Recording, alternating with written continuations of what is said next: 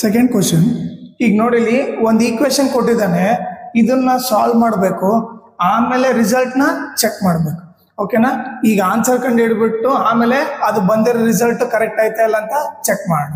Okay, ಈಗ ಏನು ಮಾಡ್ರಿ, ಟಿ ಇರೋದೆಲ್ಲ ಒಂದು ಸೈಡ್. ಓಕೆ, ಈಗ ಅಂದ್ರೆ ಲೆಫ್ಟ್ ಸೈಡ್ ತೊಗೊಂಬಂದ್ರಿ 5t, ಇಲ್ಲಿ 3t ಇದೆ ತಾನೆ, ಪ್ಲಸ್ 3t ಕಡೆ ಬಂದರೆ ಮೈನಸ್ 3t ಆಯಿತು. ಈಗ ನಂಬರ್ ಇರೋದೆಲ್ಲ ಒಂದು ಸೈಡ್, -3 ಆ ಕಡೆ ಹೋದ್ರೆ +3 ಆಯಿತು. ಓಕೆನಾ? ಟಿ ಇರೋದೆಲ್ಲ ಒಂದು ಸೈಡು, ನಂಬರ್ ಇರೋದೆಲ್ಲ ಒಂದು ಸೈಡ್. ಈಗ 5t ಅಲ್ಲಿ 3t ಹೋದ್ರೇನು 2t ಆಯಿತು.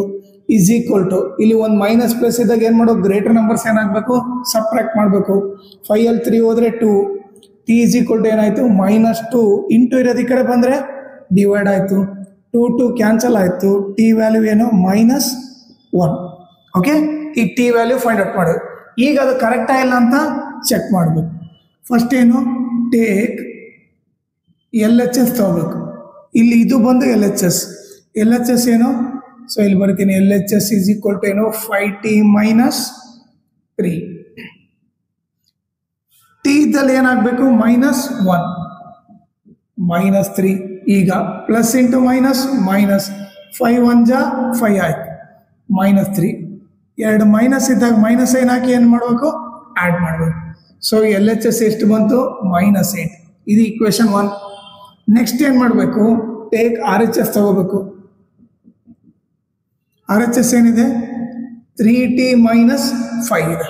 ಓಕೆ, ಟಿ ಇದಲ್ಲೇನು -1 -5 ಪ್ಲಸ್ ಇಂಟು ಮೈನಸ್ -3 1 ಜಾ 3 -5. ಎರಡು ಮೈನಸ್ ಇದ್ದಾಗ ಏನು ಮಾಡೋಕೆ, ಮೈನಸ್ ಸೈನ್ ಹಾಕಿ ಆ್ಯಡ್ ಮಾಡೋಕೆ. 3 + 5 8 ಆಯಿತು.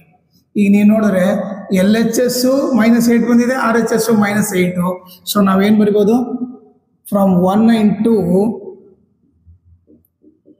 LHS is equal to RHS.